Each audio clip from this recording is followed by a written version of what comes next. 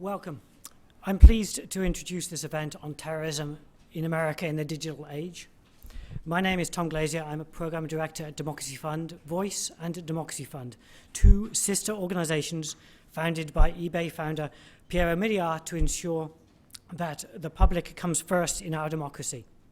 Democracy Fund Voice is a new nonpartisan organization dedicated to helping America build a stronger, healthier democracy. Like our sister organization, the Democracy Fund, we are working to ensure that our political system is responsive to the public and able to meet the challenges facing our nation.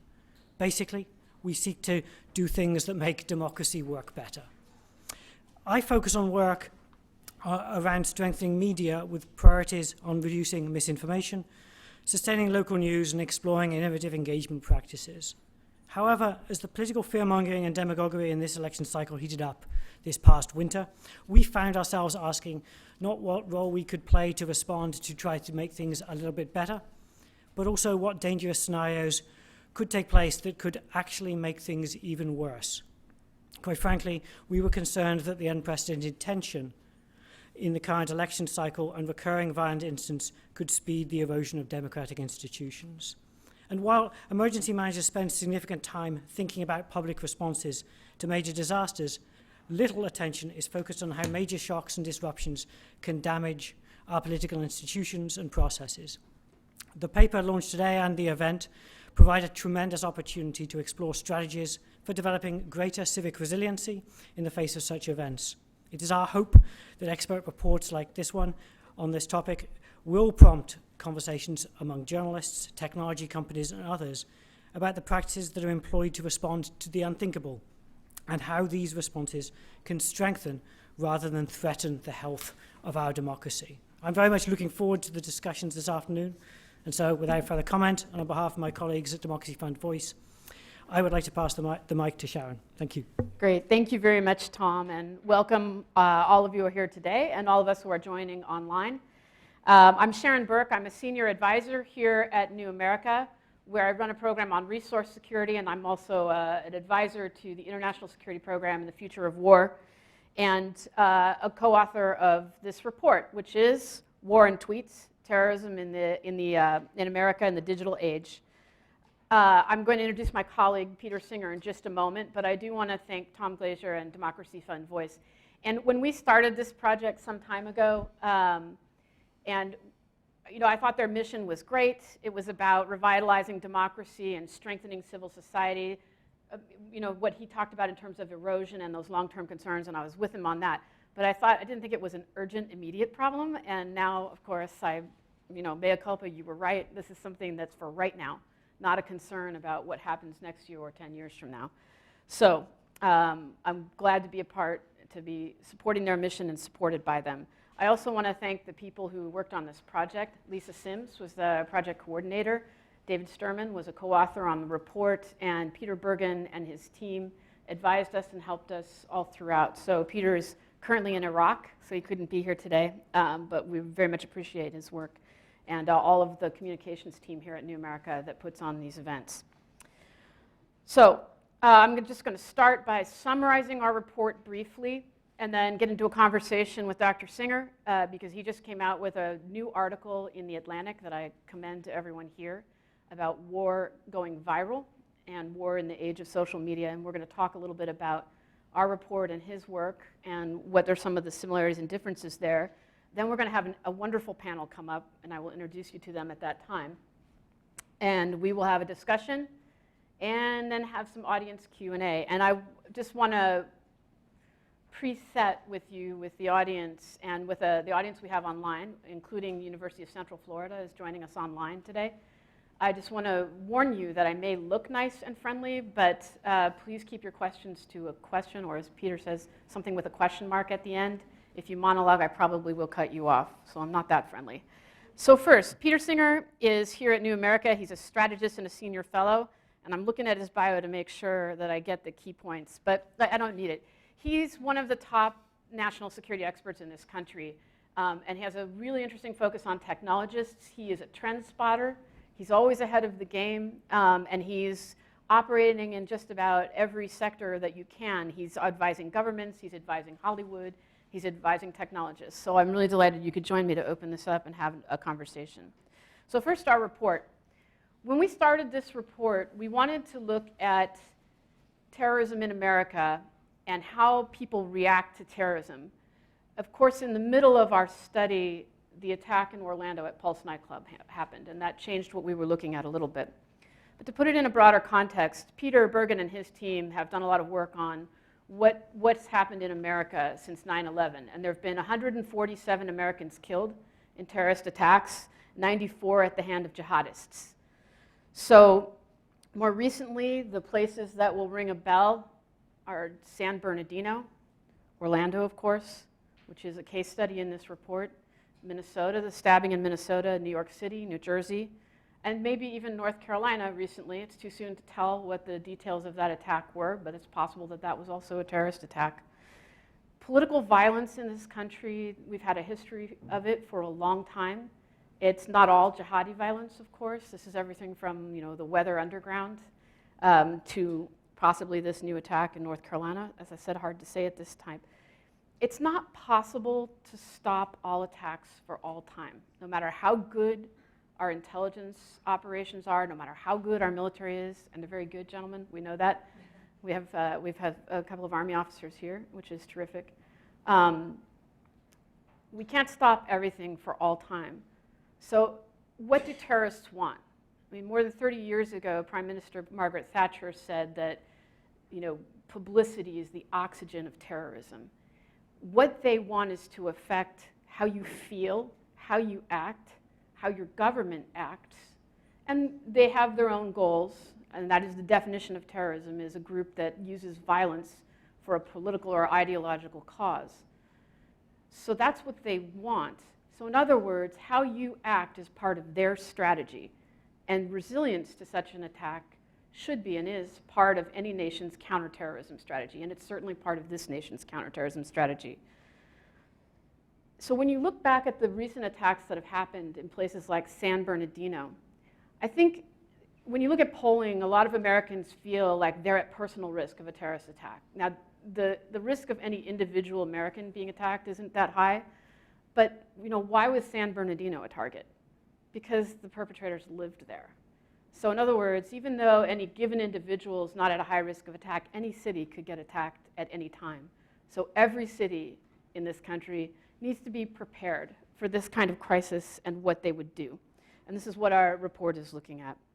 So DHS, the Department of Homeland Security, defines resilience as the ability to resist, absorb, recover from, or successfully adapt to adversity or a change in conditions.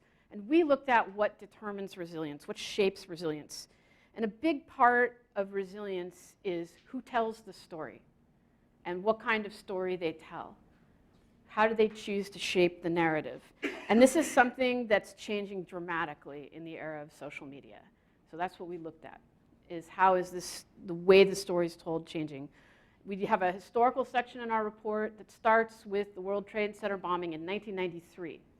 And the reason we started with that bombing is that's when you start to see live television coverage coming into play in a big way. It's also when cell phones first started making an appearance. They're so ubiquitous today that it's hard to believe that there was a time so recently when they weren't. But that's the first time you started to have people with cell phones that were going to be calling news organizations, calling government and first responders with information. So we started from there and tracked how media and this personal ability to communicate from eyewitnesses, victims, and even perpetrators starts to shape the story. We went from there and we looked at also the Oklahoma City bombing and pretty much every attack that's happened since then. Starting in '93, and of course before that, news media was largely the gatekeeper. They were the narrator and the ones that told you what the story was by how they covered it, and what images they showed you, and what they told you. That starts to change in the 2000s when camera phones arrive, which happens in the early 2000s. Again, I know it's hard to believe, probably everyone in here has a camera phone on them right now, but that was just starting in the 2000s. And you saw that particularly in the 2005 London Metro bombing, that pictures people took from their phones were making it on the nightly news and making it into newspapers for the first time, really. 2009, Fort Hood That was one of the first jihadist attacks in the United States that was really using social media, where social media picked up the story and began to shape it. The Boston bombing, and we will hear from one of our panelists later firsthand about what that felt like. We also saw some big changes with social media coverage. And in two ways, officials were using it, sometimes to really good effect and sometimes to spread misinformation, such as there was a story that there had been a bomb at the JFK library, and the Boston police repeated the story. And then it becomes an article of faith. Also, a social media platform, Reddit, the users really kind of ran away with the story and started speculating on who the perpetrators might be. And when law enforcement tried to get ahead of the story by putting out some early photos, and the Reddit users really tried to guess who they might be, they guessed wrong. And they identified a picture and matched it with a student who was missing. He was not the perpetrator, but the pain and suffering it caused his family was awful. So this is when we first saw social media starting to play that kind of role, for better and worse. In 2013, the Westgate Mall shooting in Kenya, you had for the first time terrorist group Al-Shabaab live tweeting their own attack. I mean, again, this is a big change, right? From when news media decides what the story is to the perpetrator decides, directly communicating with the public what the story is. And then all the way to today, where not only do you have that, you also have live streaming. So now, as I said, we spent a lot of time on Orlando in our study because it was the case study that we looked at. It happened in the middle of our research. I'm not going to go into too much detail right now about what we saw and what we found, because we're fortunate enough to have the mayor of Orlando here today, and I think he can best tell you what that looked like. But what I do want to say is, as we're entering this, as we're firmly in this era now, where news media is not the only gatekeeper, and public officials don't necessarily control the story, what did we learn from Orlando and from all of the other cases we looked at? In a time when eyewitnesses and victims and perpetrators and even observers thousands of miles away are going to shape the story and decide how the public reacts, what did we find? Well, first we found that leadership matters. Even though you have so many people telling the story, first responders and public officials still have an authoritative voice in telling the story. So how they shape it, what they say, when they say it, to whom they say it, really matters. And what you'll hear from Mayor Dyer is that he thought very carefully about that and about what he wanted his city to feel and to think. And that matters. Also, a part of that is that leadership matters. You also have to be prepared. Not only prepared exercises for a crisis, but prepared for the communications aspect and for the pace of it. In the case of Orlando, this happened at 2 in the morning, and the city had a little time to think about how it was going to respond. If it had happened at 2 in the afternoon, they would have had to know right away. And the fact that they were prepared and knew how to use social media for this kind of crisis would have made a huge difference. It did, even though they had a little time to craft their response. So social media and the pace of information has to be built into exercises. Second, I think we found that it's really important to give the public a constructive role, to give them agency. So one of the things that we found that was very interesting is after the Paris attacks, the recent Paris attacks, there was a police operation in Brussels where they were hunting for some of the suspects. And the Brussels police communicated to the city, please do not post pictures or tweet where we're conducting operations. You'll just tip off the people we're looking for. And the city and the wider Twitter community responded and began tweeting cat pictures to, I don't know if people remember this, to the hashtag Brussels lockdown. And what that did is it effectively buried anything that people were posting that might have helped find where they were doing these operations. And then the Brussels police posted after that a picture of cat food and said, thank you, help yourself. So again, I think not just by being sophisticated with social media, but by also giving the victims a way to not feel like victims, it helps with resilience. Include communications and social media use in exercises and planning and also in real life. You really do, as public officials and first responders, need to have practiced and incorporated social media into your operations, even for a small city. Finally, what we found was it's really important to empower your local press. of all the press that tells the story, they're part of your community. So they have a vested interest in the community being resilient because they live there, because their families live there, but they also have the most local knowledge. So local press, even though they're under a lot of pressure right now from all kinds of competition, still has an important role to play. And as they change and become a different kind of press, that'll continue to be true. And then finally, social media companies, we think, need to embrace their responsibility here. They are the mass media of choice for many, many people now. Whether they see themselves in that light or not, it is the truth. And some companies, such as Facebook, have been pretty forward-leaning in trying to understand what that means. They have community rules. They're experimenting with how to improve them.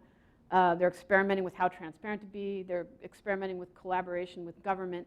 But Facebook is by far the most used social media company, and they've tried to embrace this role. They have people who look at counterterrorism on their staff, so that's a good thing. But there's also a lot of companies that'll say things like Twitter has in its community rules, we speak truth to power. That's great, but that tension between dangerous speech and free speech is very real, and it's not something you can easily dismiss. A place like Reddit, where they could say, well, we don't get into that, but that really rings hollow when something like what happened with the Boston bombing happens, where you ruin somebody's life. So social media companies, we think, really need to embrace their role and the fact that they are mass media companies at this point. So with that, I'd like to turn to Peter. So Peter's article in The Atlantic is called War Goes Viral. And he really focused on another side of the same equation, I think, which is partly how this is a weapon and how ISIS and others use it. I have my notes about all the things I want to talk to you about. But the first thing I want to ask you is, can you define homophily for us? Boy, really dig down into the details of it. So homophily is one of the things that we're seeing play out on the internet, and it should be familiar to you. It's the definition of love of self. And what's happening is the idea there's a seeming kind of contradiction where this technology is supposed to be bringing us together, but we're searching out and finding validation in people who think like us already. So, and you can see this in everything from sports. You connect to people who like the same team or hate the same team, to the election, where look, all the information is online, but if you watch the Facebook feed of a Trump supporter versus a Hillary supporter, they're in fundamentally different worlds, and so you create these kind of echo chambers. And it's the same thing happening on the violence side as well. And that's really what to pull back on all of this, what we were wrestling with in the project, and this was with Emerson Brooking, who's an analyst at Council on Foreign Relations, is how the internet itself is changing and how that affects all of us. So the internet has gone from being used merely to transfer information back and forth, me emailing you, to also collecting information about the world around us. So it's your average smartphone has over 20 sensors on it. The camera to geolocation, you name it. So actually, when you crunch the numbers, we have roughly 6 billion things online right now. We're with the Internet of Things, as you get smart cars, et cetera, you get up to 50 billion. Actually, that leads to 1 trillion sensors out there, things collecting information. And then the other shift is what you're talking about, is the rise of social media, where we're not just collecting information, we're sharing it. We become distributors of information in the way that media used to be. And so the result is every single actor in violence is online, be it ISIS, be it the US military, be it the Russian military, and every single act of violence is being talked about online, usually in real time now, often first. And again, that's true whether you're looking at the case of the attack in Orlando, where it's literally the club's, if I recall correctly, the club's Facebook account. 7 minutes. 7 minutes, and it's telling people inside the club to run, and yet you and I can track it from afar, to right now you can track the Battle of Mosul via everything from a YouTube channel to Instagram. This is something new. This is something different. Well, and the reason that I started by asking you such a specific term is that, so you're painting this picture that it's this world of information and of informers, but it's also a world of selective truths and untruths. And you know, that makes it different, right? So people are deciding which pieces of that they want to hear. Yeah, and the way I frame it is there's arguably no more secrets, but the truth is being buried beneath a sea of lies. And again, we can see that playing out in everything from electoral politics today, and then how that links to Russian information warfare campaigns, to the discourse over terrorism, you name it. And the homophily side comes in because one of the things that is sort of strange is, you know, it's the way we think. And we're more likely to believe information that connects and links to the way we already viewed the world. So when they did a study of what goes viral, it's not the truth, what you are most likely to share online. What you are most likely to share online is not defined by its truth, whether it's true or not. It's by whether it validated what you thought before and how many of your friends already shared it. So there's a little bit of a peer pressure side. One of the other things that's disturbing is when you confront someone with a counter argument, even if it's true, they're actually more likely to dig in and hold to their old belief rather than change their mind. So if I say you're wrong and I present facts to show you're wrong, you're actually less likely to be persuaded. And that's kind of scary. And yet, You don't mean me personally. Yeah, but probably, again, we all kind of feel that playing out in the election right now. So now take that and tell us, in your article then you talked about ISIS. And so that's the general sort of swirling backdrop against which they're operating. And if I remember right in the article, you know, a lot of people are talking about their social media geniuses. I think you call them talented plagiarists. Strategic plagiarists. Strategic plagiarists. Yeah. So ISIS is using social media in a way that's new and not new. Talk a little bit about that and how they're using it as a weapon. So they are in some ways new. There is, one analyst put it, they're the first arguably terrorist group to own both physical territory and digital territory. But you see echoes in what they're doing to the classic story of terrorism itself. You know, as you put it, terror doesn't take place in the alleyways. You go back to, you know, the attacks in Judea back when the zealots are attacking Roman soldiers or sympathizers. They're making sure to do it in the square where everyone can see it. To more recently, terrorism was defined as the theater of violence, as one of the top analysts put it. So they're trying to, you know, do it in public, persuade. It's all about the, as you put it, the emotion, the publicity. The same thing if you look at their use of social media. On one hand, they're an advancement. It's amazing to compare how Al-Qaeda communicated, you know, back using VCRs and cable TV, right, to now the social media side. But much of what they're doing, you can see parallels in what are just simply best practices online. So, you know, they were going, oh my goodness, they launched their Mosul offensive with a hashtag, which is what any video game or movie would do. They're highly visual. Again, they try and work the system to their advantage. So to go back to that Mosul operation, they created an app for it that then spun out 40,000 retweets so that then their message started to trend. They had Twitter's algorithm sort of work for them, the same way, again, you know, a political campaign would do it. They try and hijack conversations. So they jump into conversations on everything from the World Cup to interviews with minor YouTube celebrities so that they can get attention. Another example would be the BuzzFeed style. They don't just have one message. They push out multiple messages, and then, you know, it's sort of like throwing, you know, BuzzFeed puts out roughly 200 stories a day. One of them takes off and the others don't. Same thing in ISIS messaging.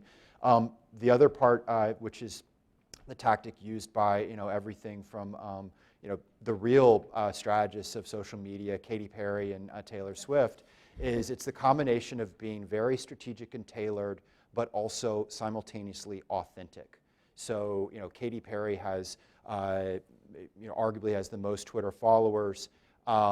she mixes promotion with very personal kind of messages that are dashed off quickly in a style that sort of connects to her followers. The same things, if you look at what ISIS is doing, it's a mix of messaging and then very kind of personal. So you see everything from battle footage to a guy complaining about everything from having potato peeling duty to putting up Instagrams of his cats to musing on the death of Robin Williams and what the ISIS fighter thought about Jumanji.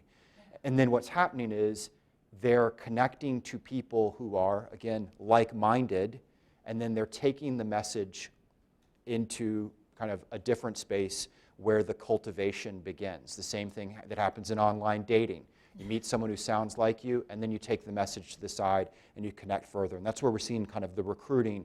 It's partly in the open, but then it's also moving to a more personal level. So it's not just a non-state group that's trying to look bigger than it is that's using this technique to great advantage. It's also the Russians, both with RT, their news media source that's online, and their use of social media, their hacks, all of that, but it's also, you talked about in your article, the cyber nationalists of China.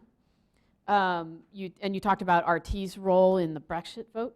And also the quote that really caught me was you said something about it's a world without facts.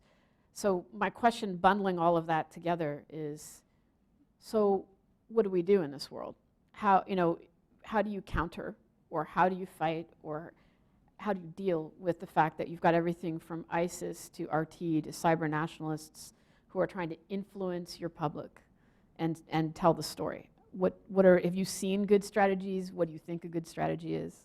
Well, actually, I love the message that you have in your report.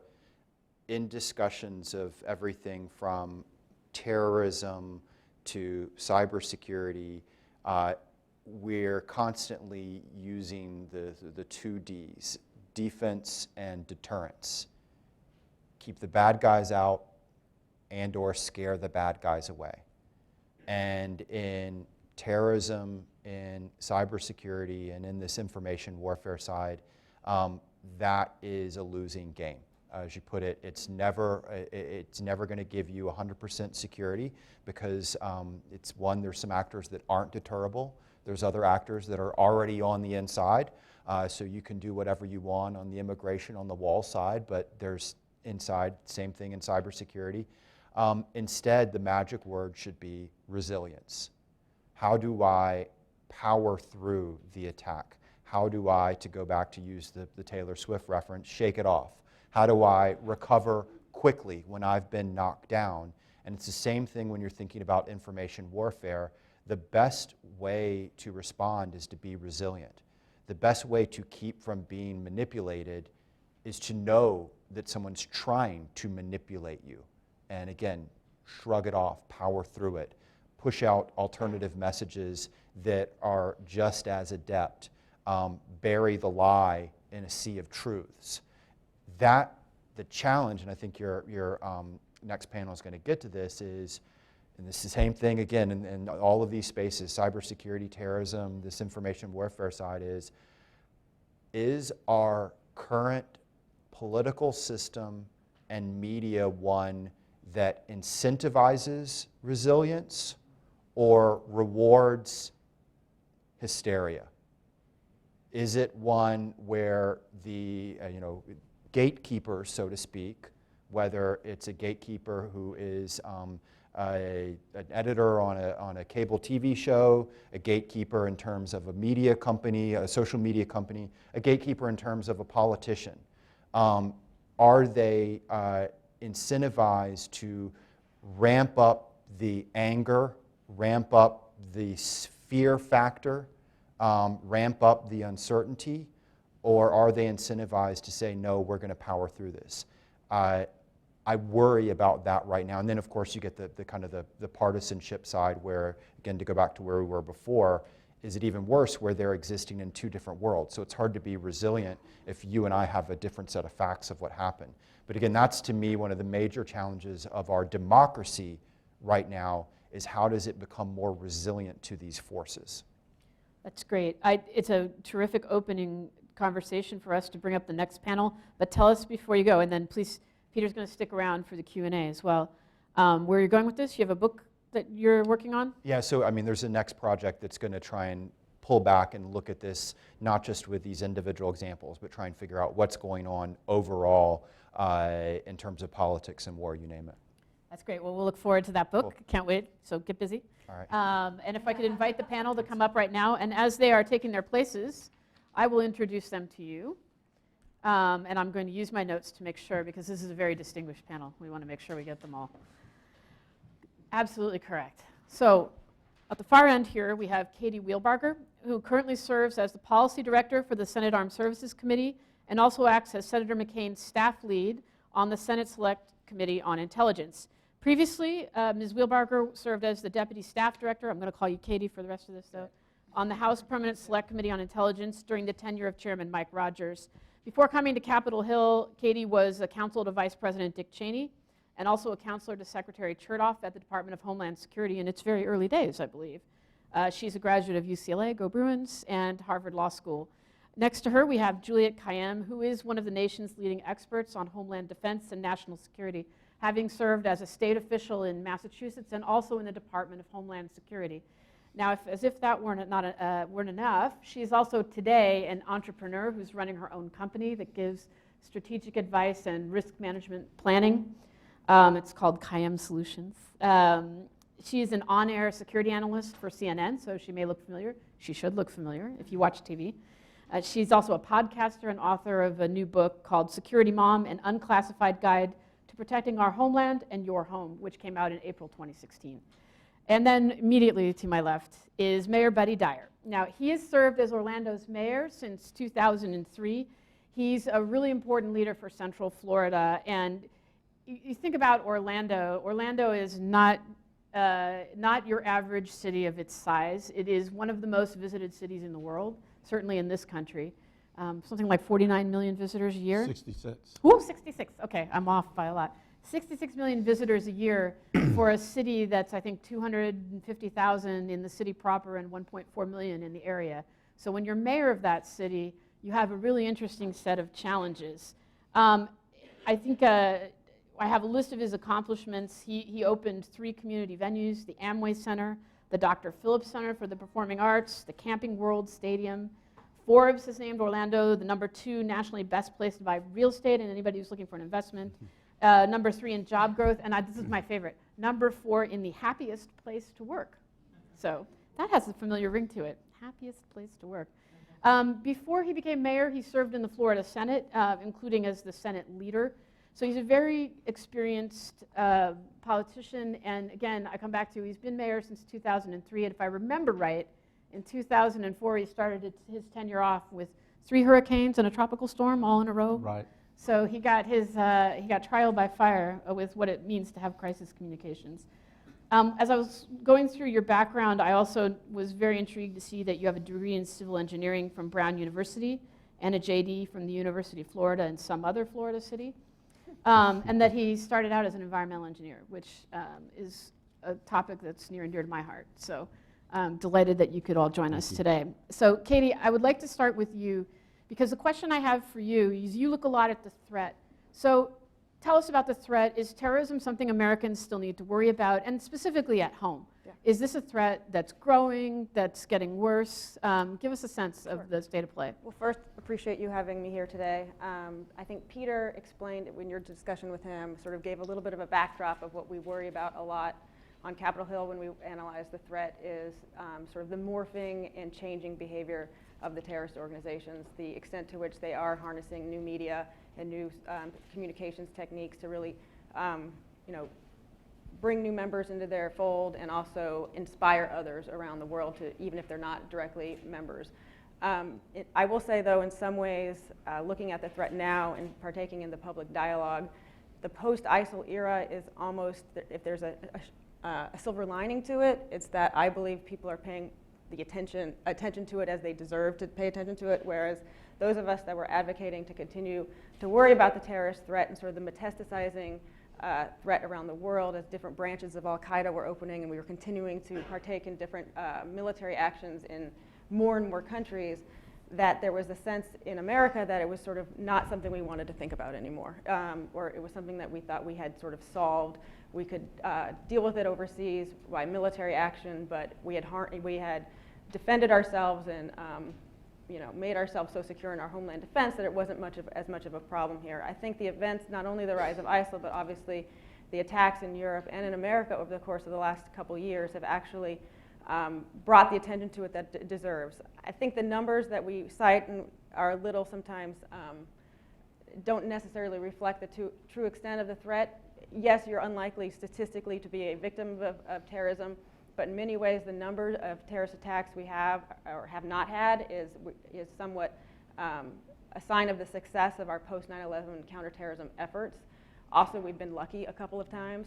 And so I think the numbers are not necessarily what we should be looking at, but we should be looking at the fact that there are growing organizations, metastasizing organizations that right now continue to have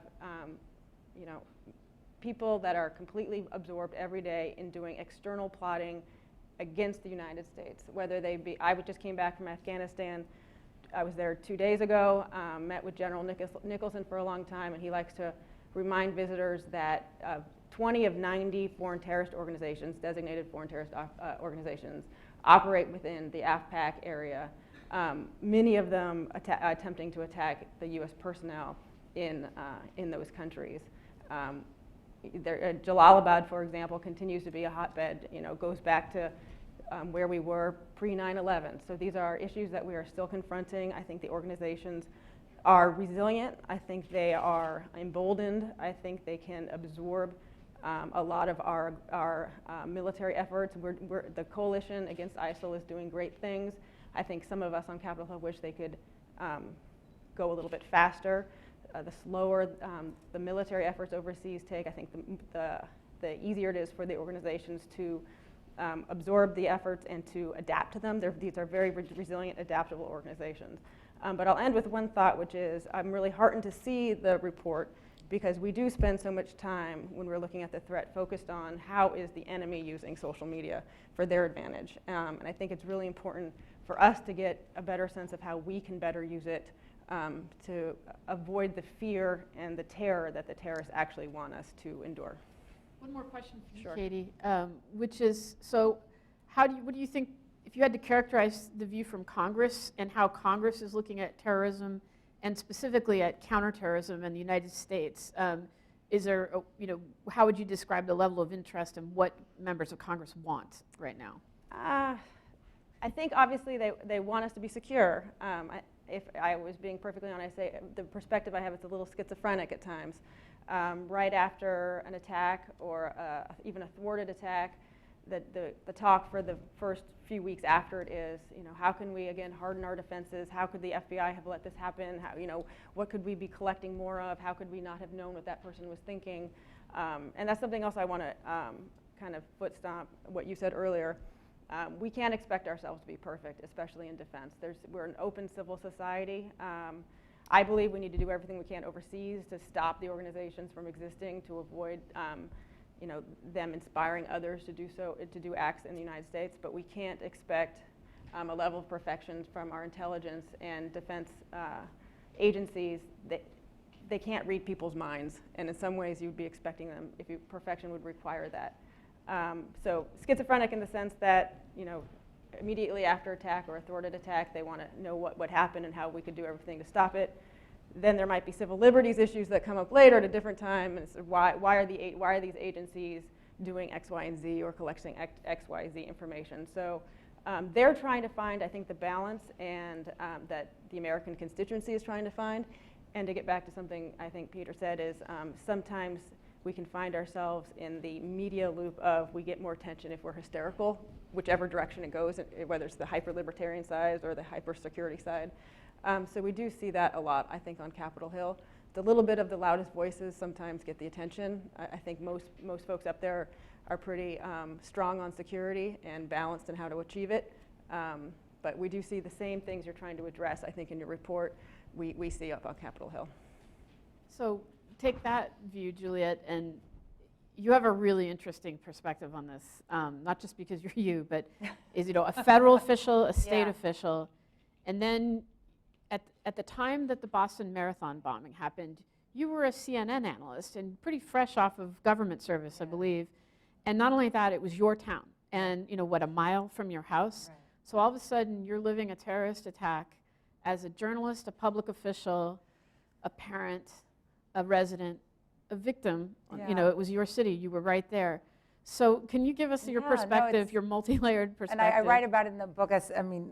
The reference. First of all, thank you all for coming, and thank you, and Mayor, it's an honor to meet you. And Katie was my husband's student, so I'm sure she did well. It looks like it. I'll tell him he did good in one regard.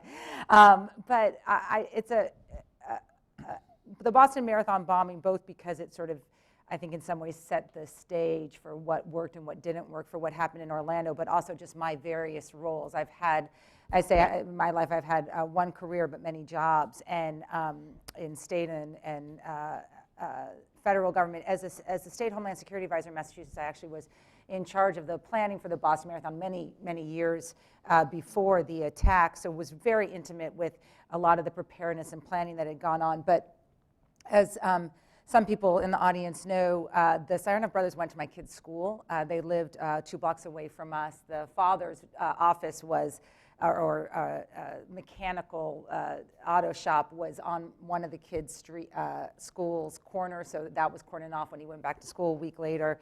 And I had this media role in which I was trying to describe things, and you talk about the local and national attention. Here I am on CNN, and all the anchors are saying, well, in Newtown. I was like, no, it's Newton in Massachusetts. Those of you who know Massachusetts, it's not Newtown.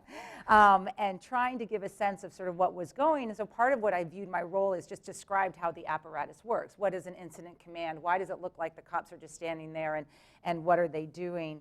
And also it was an interesting use of social media, both good and bad. I think it showed, the Reddit example.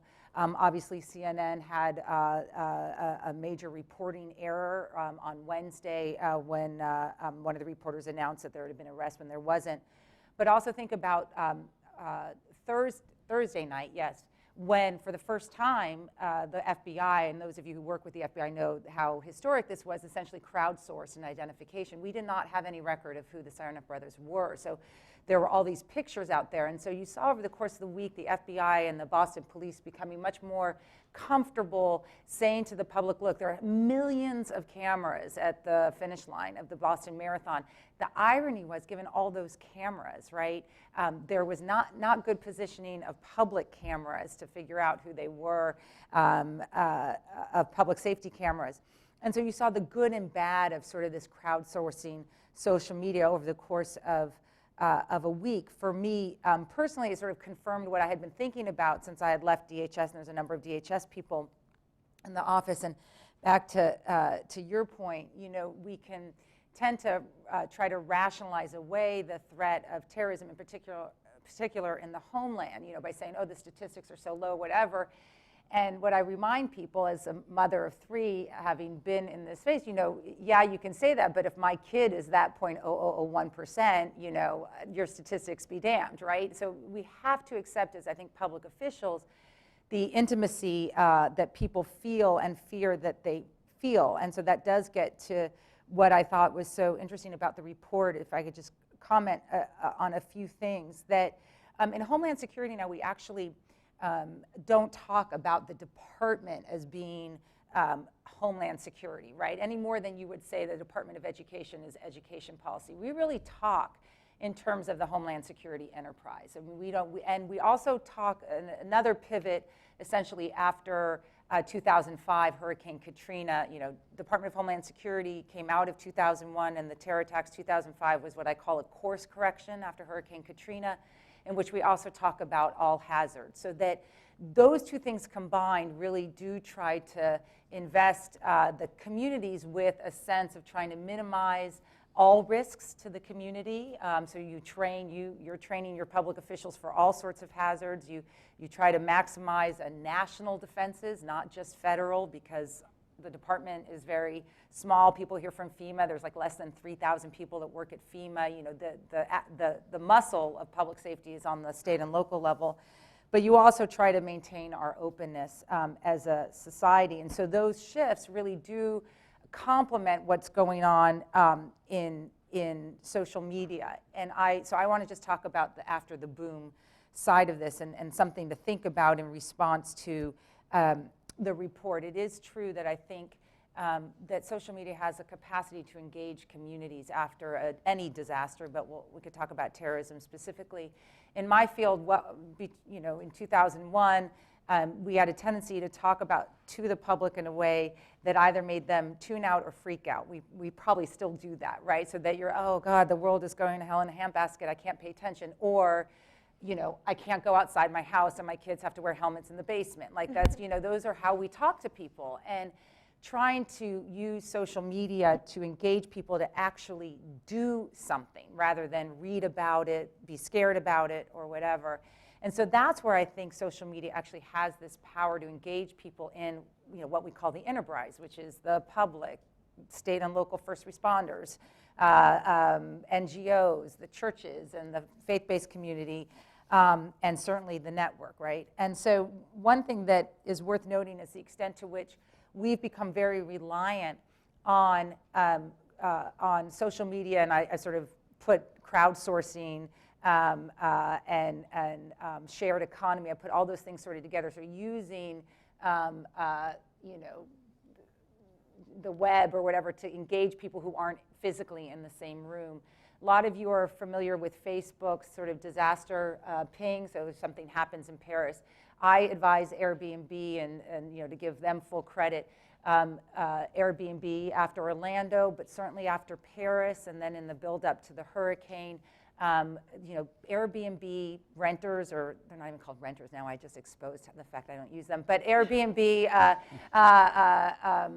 people who put up their homes, we notify them and say, look, there's going to be people who may need homes. It's an incredible community that's something you can do, whether it's a hurricane or it's a terrorist attack. You can actually engage and use the platform. Uber, a lot of you have noticed, Uber is helping out with flu shots because public health is part of Homeland Security in the sense that you want a strong, resilient nation. So Uber is starting to do a lot with trying to get people to get their flu shots. And so there are really creative ways in which we can use people's enthusiasm, but also the way that people communicate now, which is no longer I pick up a phone and call you, but we follow the same people, so we may get to know each other. So those are some really optimistic and hopeful ways, given, as we will all agree, that you're just not going to get the vulnerabilities to zero, not in this nation. That's a terrific overview, and I'm going to come back to you because I have some other questions I want to ask you, and I'll just put you on notice that so you can think about it. But one of the things that's happened too in the way that disasters and attacks are being communicated right now is it's immediate and the echo is profound.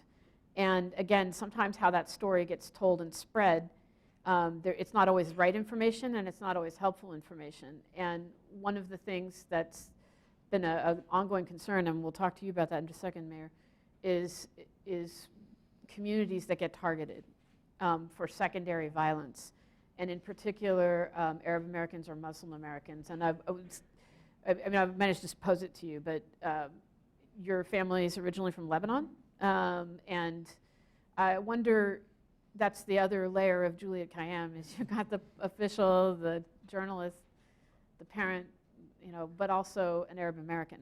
And I wonder, especially right now, because political rhetoric is part of this picture too. How do you feel about that, and do people look to you, as I am right now, to be an expert on that as well? And how do you think that community reacts relative to any other community to what's happening, the way information is moving? Oh, you want me to answer that now? Okay. Or you go to the mayor. Think about it. Okay, and good. That's what let's I thought. go to the mayor. He looked at me. The He looked at me. I was like, it's not that easy. I think you're next. Yeah, and especially because the mayor did think about it. Yes, I know. So when we looked at the case study and we spoke to you and a number of other people, reporters, your police wouldn't talk to us, but we did a lot of research about them and about all of the police reports during the shooting. We spoke to people on your staff, people who live in Orlando about what happened and how they felt about it. and we're down there looking around. We came away with the conclusion that Orlando was pretty resilient in how it dealt with the aftermath of this attack. And what we heard, and you don't have to agree with this, but what we heard from a lot of people in the city was that they saw you as the hero of this story, and that they looked to you to tell them how to feel, and you did. So what I think would be great, rather than me walking through the case study, is to have you talk about that day and tell us the sort of chain of events and when you made decisions about, specifically about how to communicate with people and what to communicate. And so, I mean, just starting with, how did you first find out that this had happened? Can I tell you two things just Yeah, to start out please. with, so I can It's your show now. set the stage just a little bit? Everybody knows Orlando, right? There's not anybody, I don't think, in the whole world that doesn't know Orlando, but what they know is Disney is there and Universal is there, and actually 66 million visitors came to Orlando last year, We'll not have to correct the 49, report.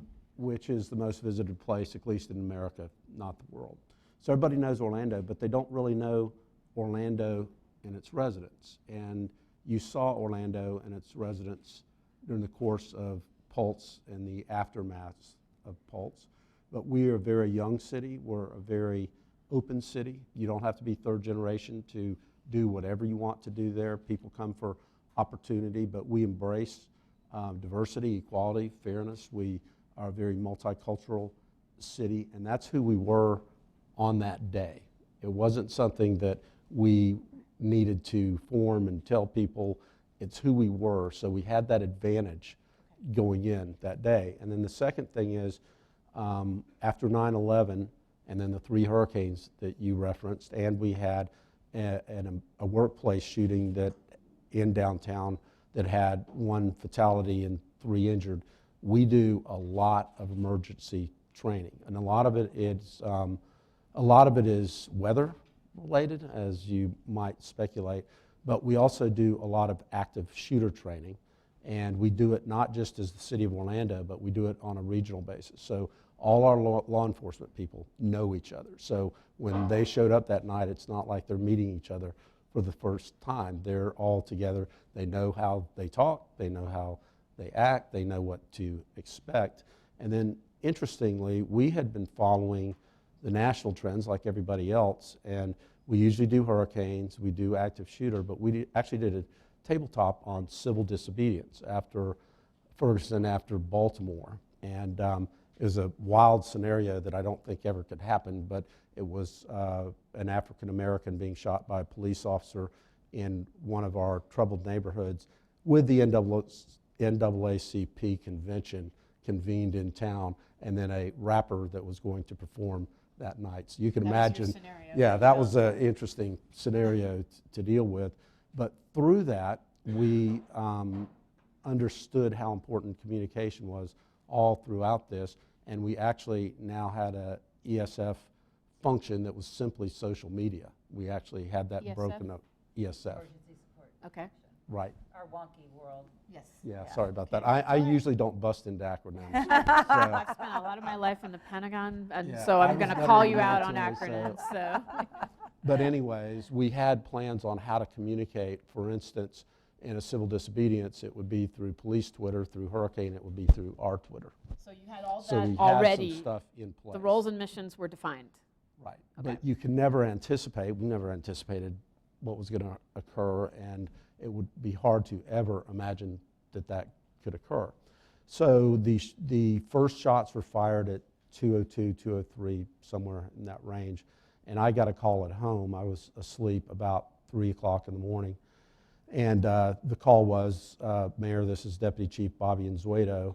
I have to inform you that there has been a shooting at the Pulse nightclub. There's an active shooter. There's multiple casualties, and it's now it's now a hostage situation. The command center will be set up at a certain location on Orange Avenue, which I guess you saw at some point. Yeah. So my first thought, I'm a dad. I immediately, the next thing I did was call my 26-year-old son, Trey, to see where he was. And I don't know that he's ever been to Pulse or whether he frequents there or not, but I just wanted to make sure, because it makes your job a little bit easier to go what you need to do if you know that your family members are all safe. My wife was in bed. He was, turns out, in bed as well. My next call was to my deputy chief, Heather Fagan, who is our communications guru or queen, and she's here with us today, smiling. Yeah, everyone we talked to said, make sure you tell Heather that we talked to you and that we were helpful. So obviously, Heather has a lot of sway over these situations. So my police liaison was already on the way to pick me up, and we agreed that we'd pick Heather up second, so she'd have an extra 5 minutes to do her hair or brush her teeth, whatever. Probably the last time she needed did for 3 days. Right, for the day. And we went on down to the command center, and we got to the command center, and it's a big giant RV trailer type of thing with basically two rooms, a command room, and then one that has a lot of technical equipment that's being manned by the others. We come in, and it's the chief, 2 or 3 of the deputy chiefs, the FBI, the FDLE, and 3 sheriffs from either Orange or surrounding counties. And we had discussed on the way there, what's my role when I get there? And we'd done all these types of scenarios and everything, but never envisioned being in the middle of the night in that type of situation. And Heather and I determined that I, number one, needed to stay out of the way of the law enforcement and let them do their jobs because they're trained to do that. Number two, we needed to make sure that I supported and did not undermine the chief's authority, even though I'm his boss, and make sure that everybody saw that I understood the chief was going to make the final call on any decisions that were made. And the FBI and the FDLE and the sheriffs were acting in that same fashion, which I just took as very professional. And then the third was to gather as much possible information as we could, because we knew we were going to have to communicate in some fashion at some point. And you told me that that was really important to you, that you wanted to be able to communicate as much information as you possibly could as early as you possibly could. And why did you think that was so important? Well, even back to Charlie, and I've seen this time and time again, if you don't provide as much information in a concise, accurate way, then somebody else is going to fill in those gaps, and probably with not accurate information. So the more information we could get out in an accurate manner, and not in a manner that people stop listening, but they want that information, I think it helps you serve the purpose that you're going to serve. So when we got there, the chief updated us on what had occurred, and I could go through that if you would like, or move on to communication. Well, at what point then were you ready? It was not until about 7:30 in the morning that you had your first press conference, right? So I'll shorten the 5-hour time period, or the 3-hour time period. So the incident occurred, the OPD and the SWAT team had the shooter confined to a bathroom. All of the living victims were evacuated. They evacuated a couple dressing rooms that had not gotten out early on. So really early on, everybody that was in the main part were on the way to the hospital, and then by 4:30, everybody else except those that were in the 2 bathrooms where the shooter was. We know that some of these people were sending texts and phone calls and videos. What we found was, and I'm wondering if you can confirm this, that it was mostly point-to-point, meaning that they were calling or sending video to family members or to first responders. They were not broadcasting. They were sending it to someone. No, they were not broadcasting. They were either texting, or in some cases actually calling family members who were then calling 911, Okay. or directly to 911 in some cases, and some of those calls have been released, and they gave us a depiction. That's actually how we found the people in the dressing rooms and were able to get them out. We knew roughly how many people were in one of the bathrooms, and we knew where the shooter was, in which bathroom, and how many people were roughly in there. What happened, though, that from those, you also got some inaccurate information. Right. So the shooter was in contact with 911 and then hostage negotiators 3 different times, and indicated that he had explosive vests and that he was going to detonate those, and that he had explosives in his vehicle that was parked outside. That was confirmed by some of the people in the bathroom. So they must have overheard him tell the hostage negotiators that, and then they confirmed it to 911. The guy has explosive vest on. So We have to assume at that point, since it's been verified, that that's the case, and he gave an indication that he was getting ready to act. The chief made a determination at that point that it was time to breach the building. SWAT had gotten into place, placed explosives. There's a hallway between the two bathrooms. They were hoping to break into the bathroom where the shooter was not so they could get them out. They put explosive charges, and it did not break through the wall. We had a piece of equipment called a Bearcat, which was then employed. And just as an aside, I took a lot of heat when we bought that because we were having discussions about the militarization of police forces Little and that type of satisfaction stuff. that you're Right. I told you I so. was right. very happy that we had that Bearcat. And they breached the wall in several different places, and we evacuated about 15 people out of the bathroom that did not have the shooter. He had and we had thrown diversionary explosive devices in there, so he's probably a little disoriented. But he came out of his bathroom and engaged SWAT and actually shot one of our guys, fortunately in his Kevlar helmet. Our guys returned fire and killed him, and that was 5:15-ish at some point. So at this point you have, and by the way, all throughout this, the shooter, and you've never named him. You told me that you've never said his name and that you just don't consider him a relevant person. Once he was dead, I didn't need to think about him. I didn't need to act upon him. That was somebody else's job. That was the FBI's job. And certainly everybody else could commentate about who he was, what he was, why he did it. I'm not sure we even know today why exactly he did it. There's a lot of speculation about that. And by the way, the instant he was dead, the FBI said, we're in charge. It's a terrorist event. So it went from OPD being in charge to the FBI being in charge. So we needed to follow their direction because it was an active investigation. But they had even then determined that it was a lone shooter at that point. So we had that knowledge, and they had a lot of information already about who he was and Well, and all where he'd throughout come the from. attack, by the way, he was using Facebook, and he was posting Right. to Facebook. He was Googling himself and seeing if he was trending. So now Facebook was taking them down. I don't know how fast, but they were taking his posts down. So that, they didn't necessarily get wide play, but he was all throughout the attack, broadcasting and trying to shape his own story. So we didn't know that at the time. FBI assumes control of the investigation. We start the discussion about how do we inform the public. And we actually had That's about 5:36 in the morning. 5:36 in the morning, and we actually had a little discussion about whether the FBI or police were going to lead out. And we pushed back and said, no, I have to lead out because I'm the person that they know.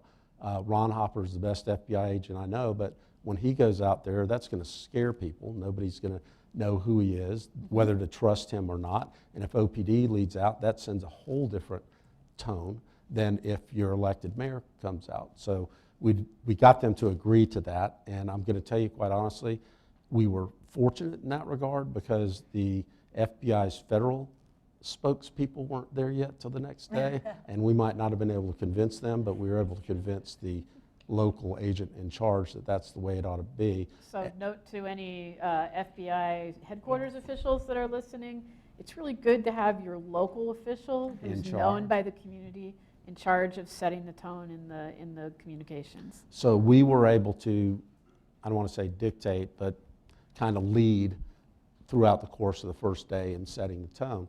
And Heather and I had a substantial discussion about what do we want to do when we go out to that first press conference. And let me divert just for a second. We delayed a couple hours till 7:15, 7:30 in that range because there was still the possibility that there were explosives in Right. either the building or the vehicle. I remember you telling me that you thought this was going to end with an explosion and a suicide. I did think that because we believed that he had those explosive vests, and I was prepared for the building blowing up with everybody in it. And fortunately, that was not the outcome. But we still thought that there might be explosives in the vehicle, and we did not think that we would instill confidence in the public if we came out and had a press conference and his car blew up in the background while we were having the press conference. So we delayed having the press conference. And what we wanted to do was convey accurate information we wanted to, and we talked specifically about this, we wanted to calm everybody down and instill confidence that we had this, that we're in control, and we wanted everybody to know we were safe. So those were the words and types of things that we crafted. But I also, from the very start, and I guess this might have been intuitive, I don't even know why we said this exactly, but we came out and what became our guiding principle was we're not going to be defined by the hate-filled act of a demented killer. We're going to be defined by a response, which is going to be love, compassion, and unity. And that kind of rallied, I think, our community behind that. And then there was another press conference a few hours later, and you added some players to the stage for that one, and I directly germane to what you just said. So tell us a little bit about that, because you also were thinking about the potential for secondary violence. So while we didn't mention the killer, nor know for sure what his rationale was, we did know who he was and his religious or ethnic background. And you knew what he said and we on the we did know that he had said on the calls, that he had claimed pledged himself, allegiance yes, to ISIS. So he was a little vague on the details, and that he had used some Arabic phrases. So you knew that from the very beginning. And we certainly have seen in the past that there can be hostility towards Muslims or Arab Americans in a circumstance like that, and we wanted to do everything that we could to diffuse that. So I had an Imam Mazari who I know and I trust, and I knew what he would say, come to the very second press conference that we had. Obviously, it would have been hard to get him there for the first one, but he was right there for the second one, and he did set the right tone by saying this isn't what the religion is all about. This is an isolated person. We do not support anything like that. So that message was out there straight away. So you didn't have to guess on who you could call on. These were relationships you had. I do have the benefit of having represented Orlando in the Senate for 10 years and as mayor for roughly 14 years. So I've been pretty much everywhere. If this would have happened in the Hispanic community, well, it did more or less, but right. Or let's say the African American community, it would have been the same in terms of having the connections. And we work really hard at doing that, which is another part of the making sure we don't have the civil unrest that some other cities have experienced, is making everybody feel like they have a seat at the table and then knowing people. So you thought about all of this, and you called on the community to be part of the response, and you gave them a role, and then there were open mics. Talk to us about the danger of an open mic. So, were you there the very first day? Okay, so the way that we had this set up, and usually you have your press area a little more controlled than we did, and once all the main press got set up, we did. But the press area got set up on a side road, and it wasn't really monitored that well. So we came out, did our first press conference, and then we went back into the command center to figure out what we were going to do, say at the second press conference, get more news. Every politician in Central Florida that could reach the area had reached the area, and it was open mic. People were taking to the microphone, and most, if all of them, didn't actually have any information other than what had been shared by CNN or the news stations, which may or may not have been accurate at that point as well. And then we were, one of the more difficult things is trying to follow the FBI's suggestions. They were generally a little more than suggestions on what information that we could convey. They didn't want us, even though they knew who the shooter was, they did not want us to verify who he was. And we're just before we're going out, CNN and MSNBC and everybody else is doing a profile on the guy, and we're going out and they're asking, do you know who the shooter is? No, we don't know we have not verified who the shooter is. That's after the first press conference, and I'll tell you this, the hardest part of anything I did that whole time, after the first, or at the end of the first press conference, one of the reporters asked the chief in Q&A, we understand there are 20 dead, is that right? And the chief said, he either said, yes, there are 20 dead, or there are at least 20 dead, I'm not sure. And we already knew there were a lot more than that just from the observations of the police officers that had been inside. So we turned to walk away, and I said, Chief, we've got to get an accurate count. The next time we come out here, we have to be able to tell them exactly what has happened. And Heather was walking towards us with this, I don't even know how to describe the expression, but let us know that there were 50 people deceased, not 20. So the second press conference, I had to come back out, and that was the very first thing. And when, to your other point though, one of our congressmen, I come walking out and he's got the mic giving a lot of disinformation and a lot of heated political rhetoric, and it's like, remove him from there so we can I get would down point to out that business. voters removed him recently, so I'm not saying that there's causality there, but how he chose to talk about the attack didn't help him in his re-election bid. So just an observation. And it wasn't helpful to us or anybody And to how else. the It was city was conveying going to react, messages, right? So So I had to come out and tell everybody that it wasn't 20, it was 50.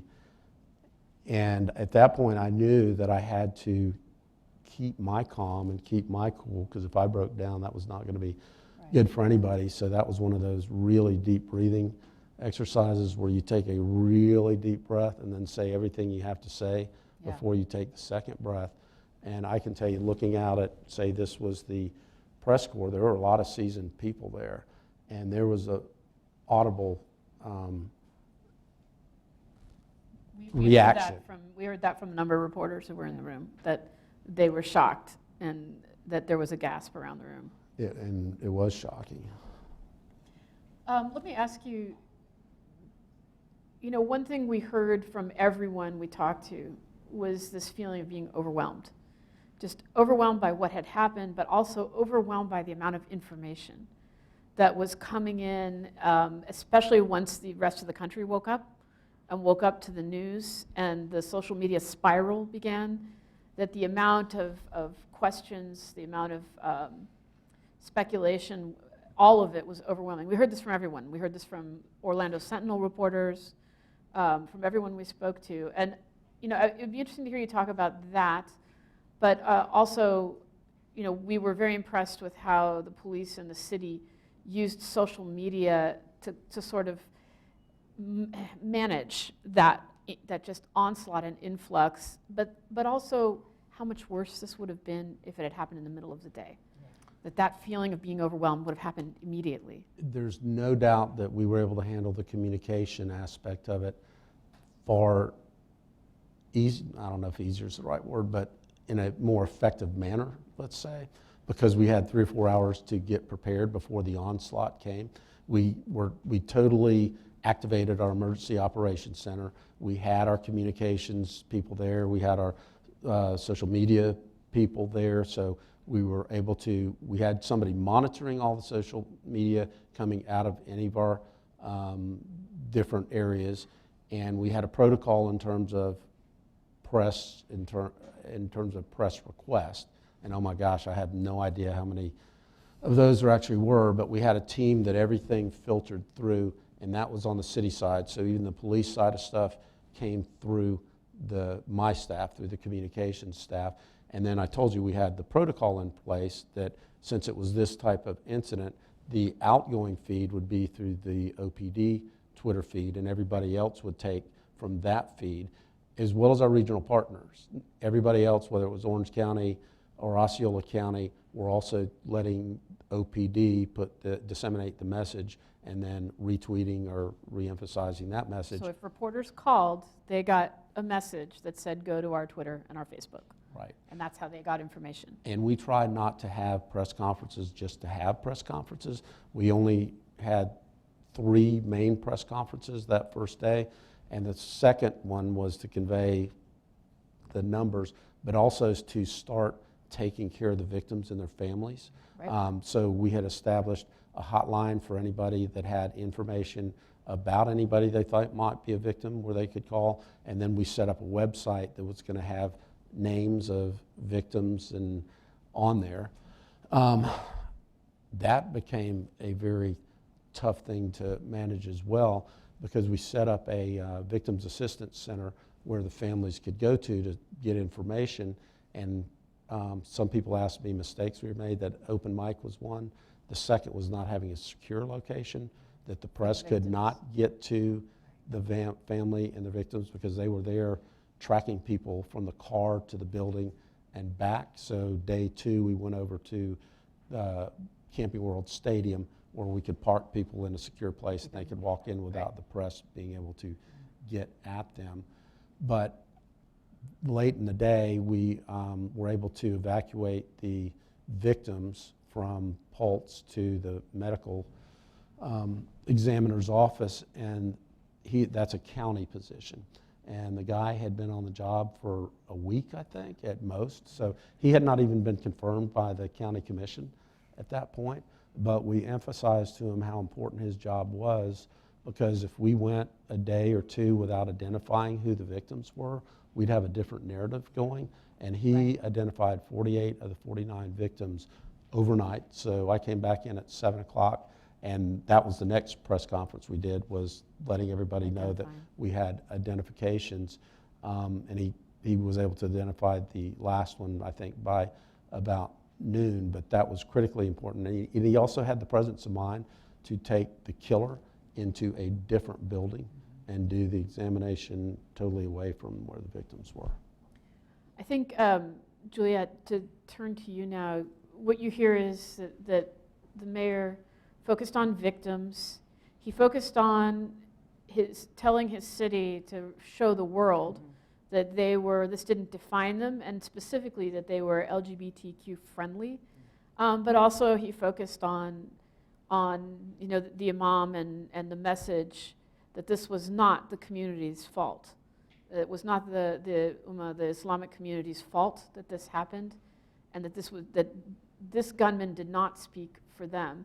Now, I think in Orlando, you saw the city respond to all of this. However, in Fort Pierce, there was an arson event at the mosque that the shooter used to worship at, and also a mosque in Tampa was attacked. So I think this generates a lot of fear in the Muslim American and the Arab American community, in a lot of different communities. And I wonder if you could talk a little bit about that. And also, I mean, there's been a lot of rhetoric in this campaign.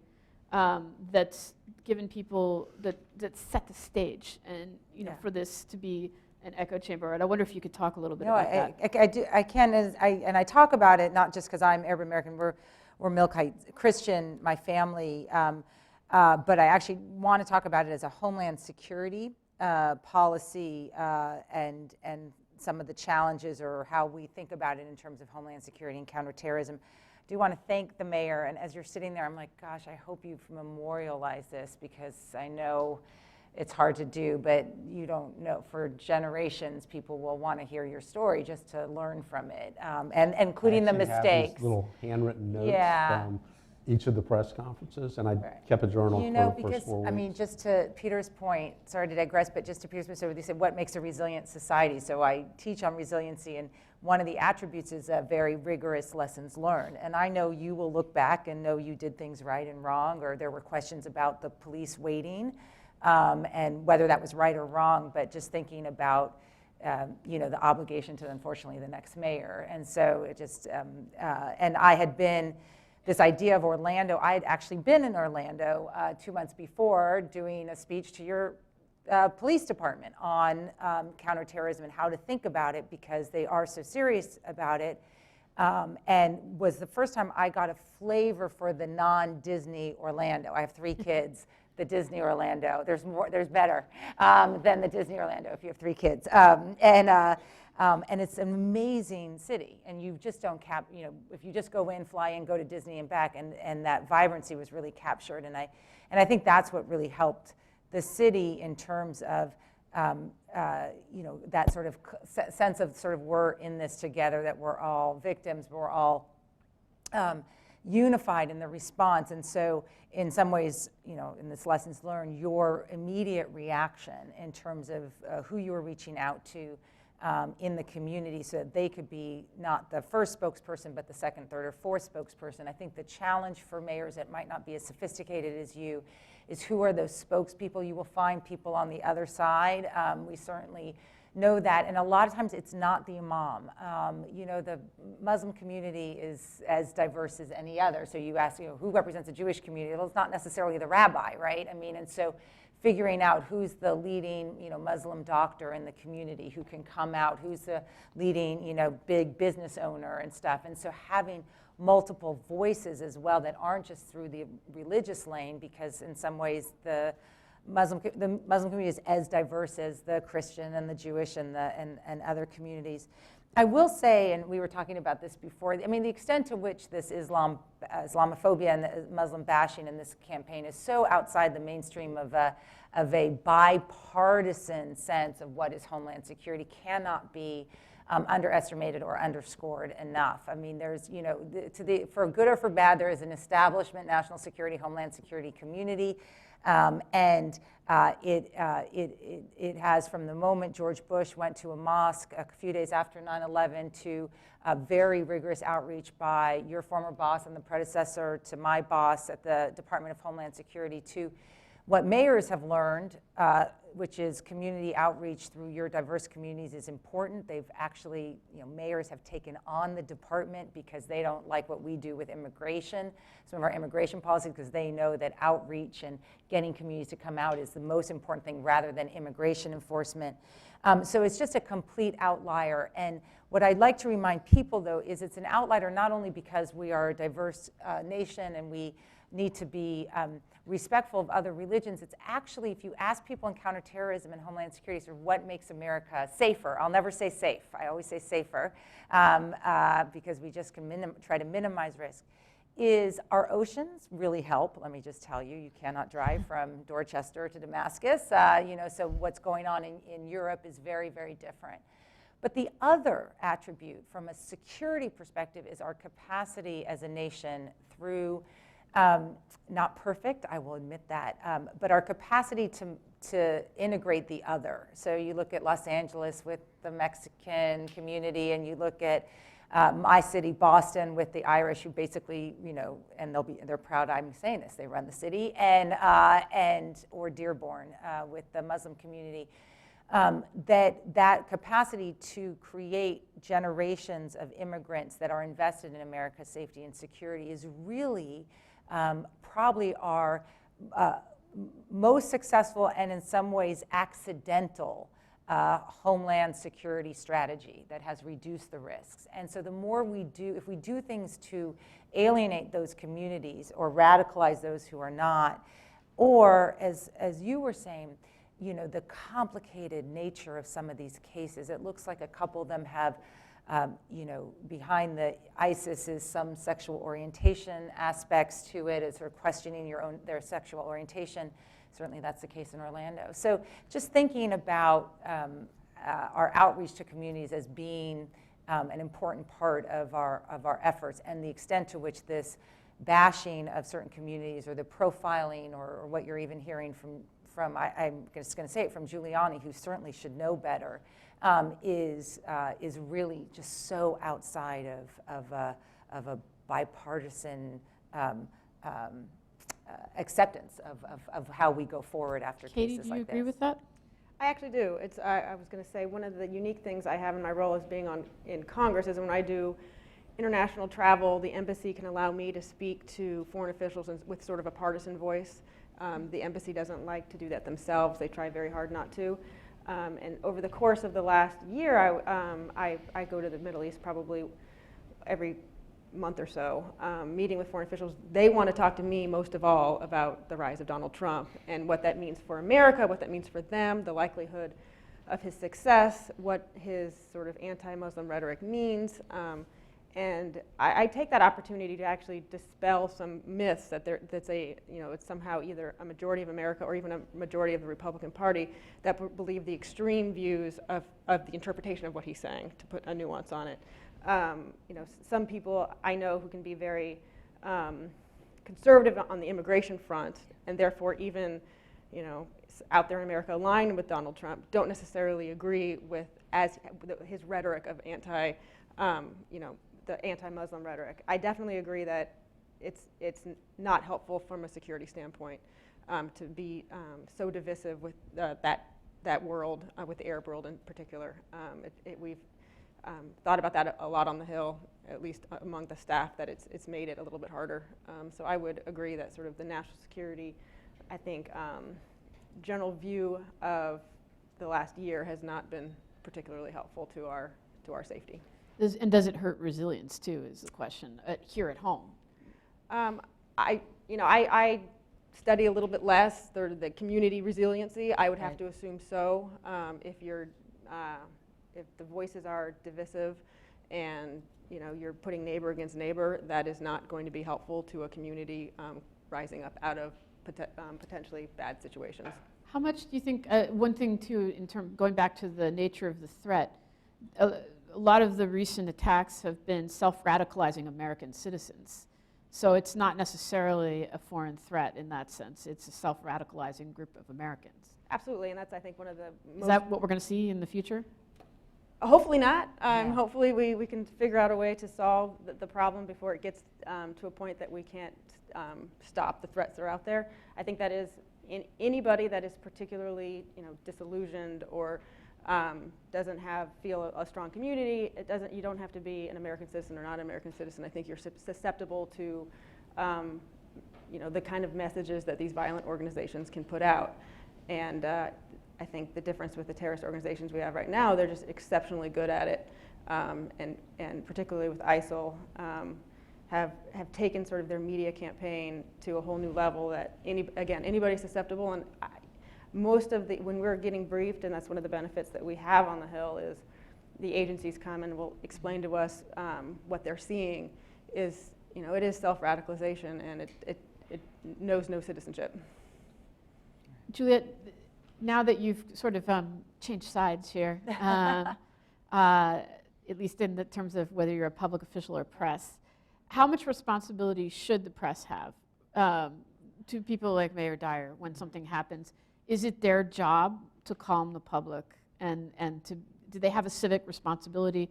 Do they take it seriously, and are there guidelines?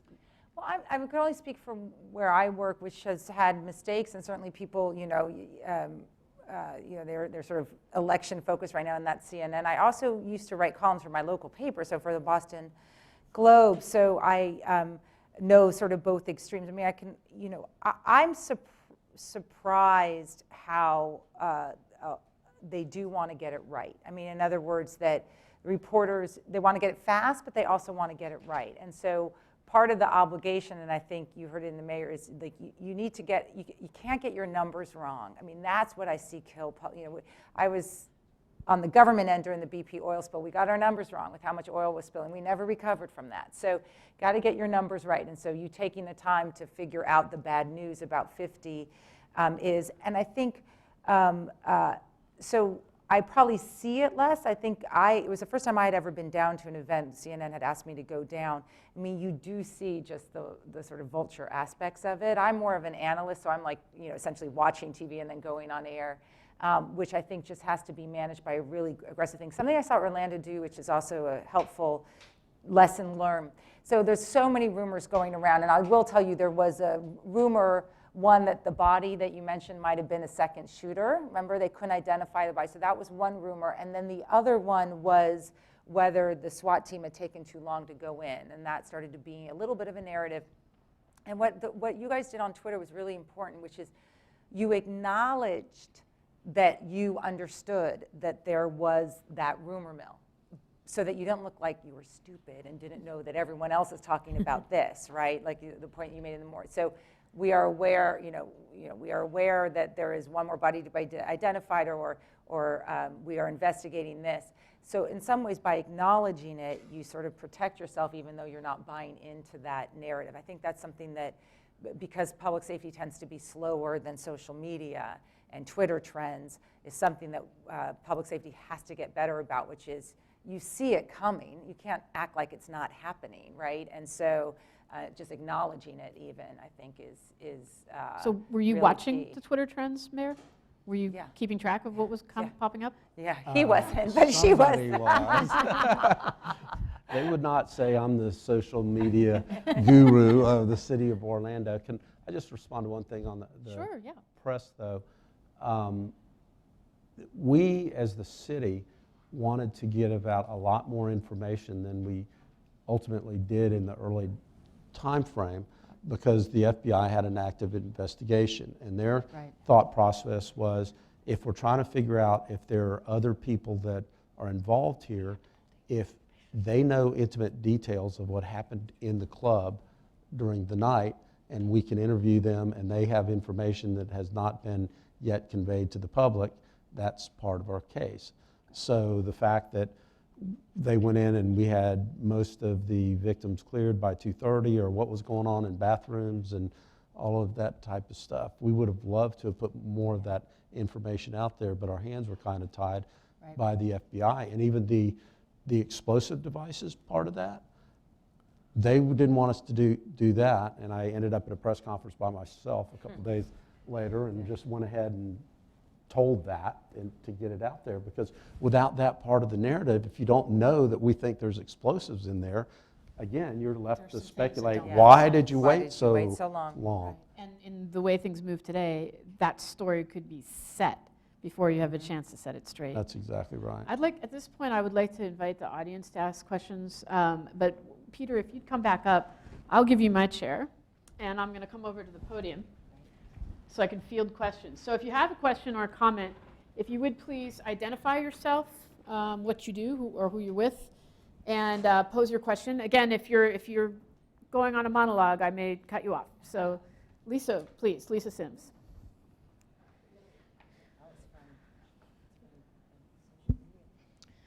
Hi, I'm Lisa Sims. I'm actually here with New America, but I am going to ask a co-author question on this report. Thank you. I'm going to ask a question on behalf of Dr. Vasquez at UCF, actually. And he says, I wonder to what degree the approach of Mayor Dyer and his staff in managing information might have been under different challenges. For example, had our recent terrorist attack in Orlando more closely resembled the dynamics of the Boston Marathon bombing, where there was an attack with suspects on the run for 3 to 4 days before they were finally caught, it would have made it much harder for the mayor to stress the community was safe, and we had this under control in the first press conference. We even had that same situation. I mentioned the Gateway shooting, which was shooting in an engineering company where a disgruntled former employee came back, killed one person, shot 3, and then escaped. And we had no idea where he was. So there were lockdowns, I-4 was shut down, so there was no way to come out and tell the community that they were safe. Fortunately, we apprehended the guy within probably a couple hours and were able to come back out. And actually, the interesting thing about that is I was walking out to do the first press conference, and they ran up and said, we got the guy in his apartment. So the first press conference, I was able to go out and actually say that we had the guy versus having to go out and say, we think it's one person, but we don't know that for sure. But it would have made it much more difficult for sure.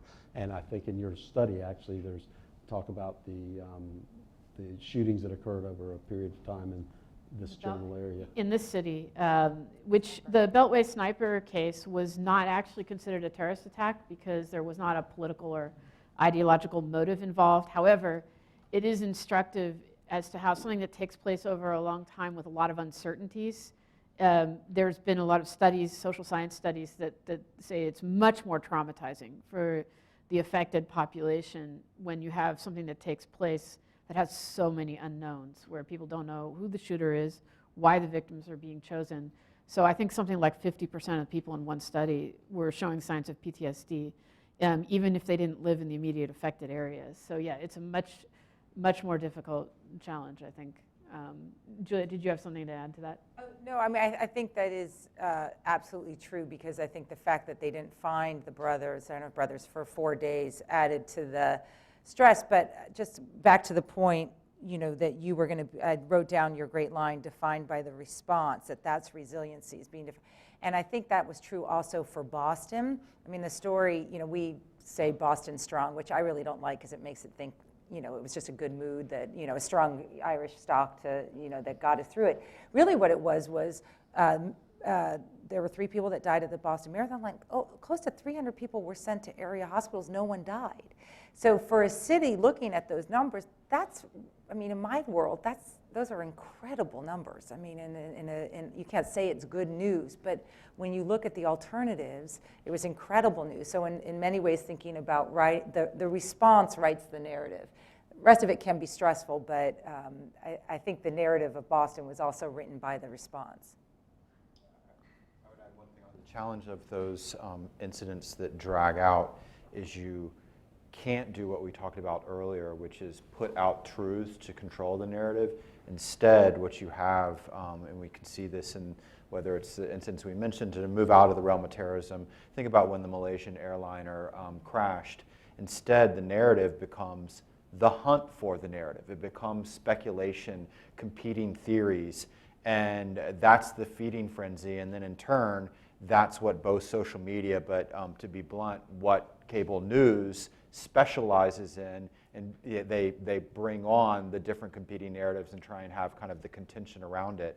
And we're going to have to, I think we see from the Orlando case, a case study in many ways, in best practices on how to respond to a particular kind of event of terrorism. We don't yet have the best practices, I think, in these other kinds. I think that's true. We'll take the next question, please.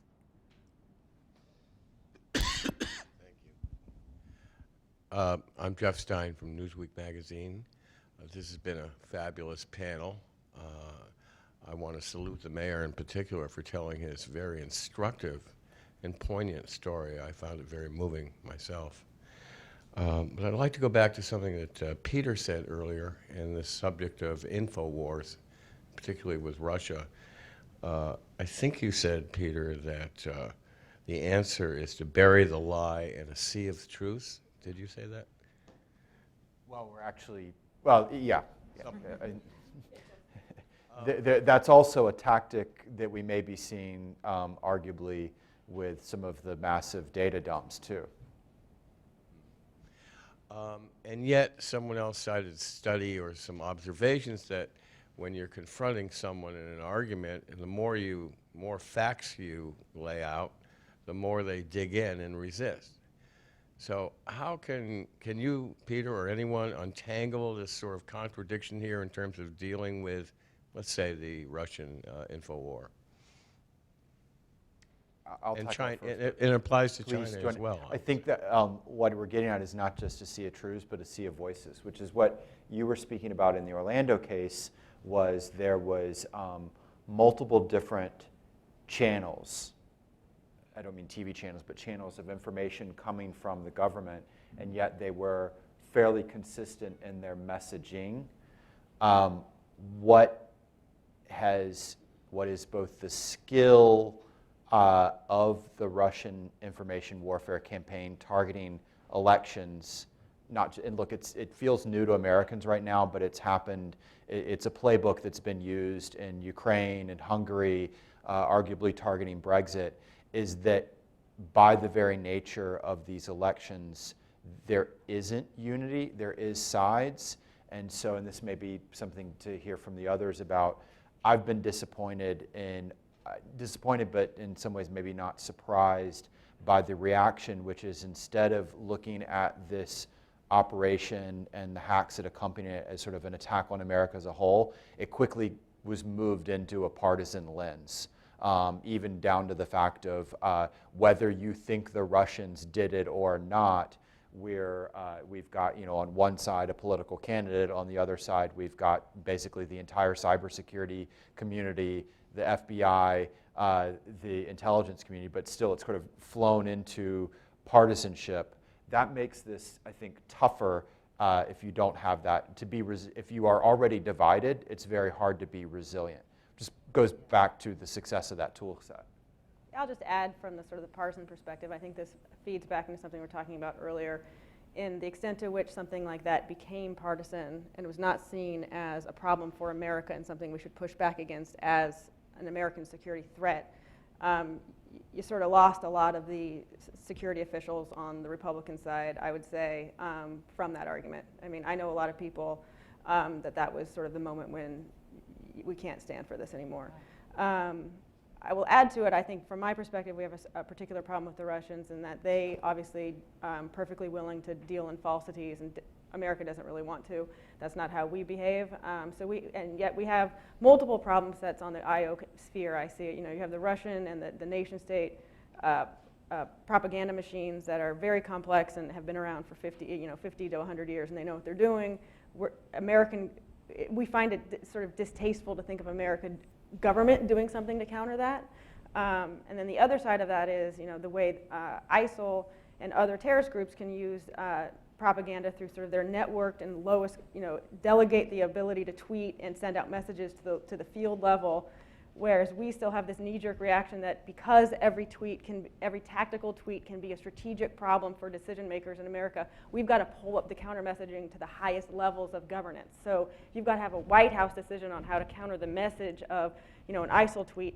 We're never going to get inside their decision cycle, and they're always going to be inside of ours. So that is also something that I think from the congressional side that we're trying to think of, what do we do to help the executive branch sort of deal with these various information operation problems? I say, just not on the substance of the Podesta email. I mean, if you're Russia, this is the time that you would manipulate the data, right? Because everyone's sort of lulled into like, these aren't that interesting, and there's, they like the gossip. But this is the moment where you might manipulate it.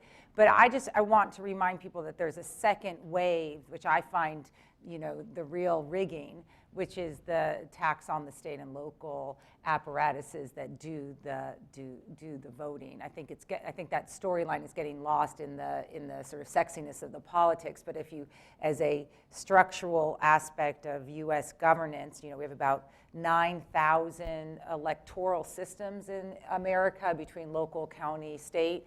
They're not. I mean, you know what your local, how much money you're investing in your local CIO and those apparatuses. And that to me is just this vulnerability that no reason to believe it's happening now, but just that manipulation is happening now. But even the sense that we can't control the networks that we are dependent on for voting, talk about the narrative, that's a bad narrative to be out there. Is this also, as far as how we as a country defend ourselves, something of a jurisdictional problem? I always say about Homeland Security is not a technological problem, it's a governance problem. I mean, if you wanted to set up a nation that, from the beginning, you have divided government, you have state, local, you have counties, you have a 10th Amendment reserves public safety to the states, but you have federal immigration laws. I mean, you're not going to solve it. You can try to make it work better, but you're never going to get the result. But on elections, it's true of almost everything in Homeland Security that, having been on the state side, but the governance tends to be the largest challenge. You sort of alluded to it a little bit. You can't tell a senator who's running or a congressman who's running for Senate to get off the stage, right? I mean, it's just a hard thing to do. You can only tell them if you're coming up to do a press conference Yes, and you need the stage. right, but no, it's hard to Yeah. tell them they can't command the mic. And even after press conferences, the people, how people come stand behind Yeah. you, then it appears that they're part of the press conference and they step up to the mic even if you've walked away. So that's exactly right. Right. And I think that just on the voting thing, the problem is on the local and state side is there's really no federal authority over it. We don't have a system like that. So the Fed, DHS can provide best practices, give money to support it, but you're just completely dependent on, Miami-Dade County investing in some cybersecurity effort, right? Which we remember exactly. In Florida, we never have a problem with counting our votes. You can be Sorry, sure I of forgot that. who I was sitting next to. Let me choose another example. So we may have to reconvene in a couple weeks and talk about this in the light of the election. Do we have another comment or a question? Sure. Thank you so much for this panel. It was really very engaging. My question is about counter narratives, which was alluded to, I think, just now by Katie. Given that those who carry out these types of attacks appear to be desiring to become heroes of their own story, how do we help promote counter narratives in which they could become heroes of a better story? At least the counter narratives that I've seen talked about don't necessarily have them try to be heroes of a different story, but make them not heroes of their own story. So at least when you're looking at sort of the way the terrorist groups use, you're right that they try to always show themselves as being successful right now we have operations in Mosul, so they're spending their time trying to visit other attacks in other places to try to make the Mosul problem seem like less of a big deal to them. The extent to which we can counter that narrative by showing their failures, showing that they're not 10 feet tall, that they have some governing structure, but it's not nice to live under them. That's mostly what I've seen us trying to do. The challenge is getting it out, I think, at the speed and volume that thus far they've been able to, and to be able to reach all the voices that you need to be able to reach. Peter. This idea of narrative, and I think it's very apt for you to have used the term hero. It's part of it, a good narrative, there's elements to it, and one is strong characters. And the counter narrative that we do sometimes, and it goes to what you were raising of being very official, lacks that. And so if you're thinking about the successes here, it would be both on the hero side, so the alternative heroes, and hitting some of the aims. So if the goal is to create unity, to keep a certain community from being demonized. I'm getting to basically, there's sort of this narrative that's out there. Why don't Muslims, why don't they point out terrorism, or why don't they speak out against terrorism? And instead, it's the counter narrative of both identifying, for example, heroes in the stories that might be from that community. And so we've seen that, for example, in the Paris attacks, where it was a Muslim who hid Jews from the attacker in his store, to, I believe, if I'm remembering this correctly, it was one of the SWAT team members was a Muslim American. In turn, the counter-narrative against an ISIS is to point out, oh, by the way, the group has killed more Muslims than anyone else. And that's true whether it's, if you're looking as a whole, the story in Mosul, to the victims of these bombings have consistently included, or attacks have consistently included, Muslim Americans. So when we're telling the stories of victims, to make sure that what defines these, what makes this group so anathema, is that they're an attack on civilization itself. It's not just Boston Strong, it's they're going against all of us together. So trying to find the key elements of narrative in our pushback, as opposed to just data dumps. Numbers are important, correct facts are important, but also having a narrative that's thought out in your counter is key too. And Juliet, I know you want to say something, but Mayor, you probably weren't thinking in terms of what's my counter narrative, but you built one. You focused on the victims, you focused on what kind of city you wanted to be, and that was the story, the alternate story that you gave. And actually, in reading your report, your paper, I think we were doing something that was intuitive to us without knowing it was in the confines of the type of response that you suggest we made. Right. I mean, I know you weren't thinking of it in that mechanical terms, but de facto, that's what you did. You gave a different narrative that was a powerful one. In hindsight, I would say that is yes, but I don't know that I was thinking that exactly at the time. Juliet? I just want to add something to Peter said. I think what that means is, if you think that the best counter narrative is that life, as a man, life in ISIS, you're going to die, essentially, or be killed. And as a woman, it's not roses. And there's this. They were very much promoting women coming, jihadi chic. Sort of have women come. One of the more interesting things that's happening is to figure out ways in which we sort of forgive the former jihadists. So you're starting to actually see some courts. As long as a person wasn't successful or killed a bunch of Americans, courts sort of give some leeway so you can start to get these conversations out there, both in Europe and here in the United States. There's an interesting case of which the judge essentially said, for lesser time, we want to hear your story, because that story is going to be the best narrative. So this sort of lock 'em up attitude may not be the best long-term strategy for a counter narrative. I think to one of the signature aspects of social media, and Peter, you mentioned it, is this like hunger for authenticity, and also for humor, and for making light of things. So, how many times in a day do you get something on social media that's funny or a joke, or that also seems to me is, as someone who's trying to help build a narrative, how do you unlock that collective thirst for authenticity and humor? And sort of skepticism is part of the challenge too, because you can't manipulate it and make it happen, But when you show, they say they're this, but show people that's not what they are, it seems like a lot of times the sort of gut collective will takes it from there. Sometimes not always in the right direction, but there is that. Lisa, you had another.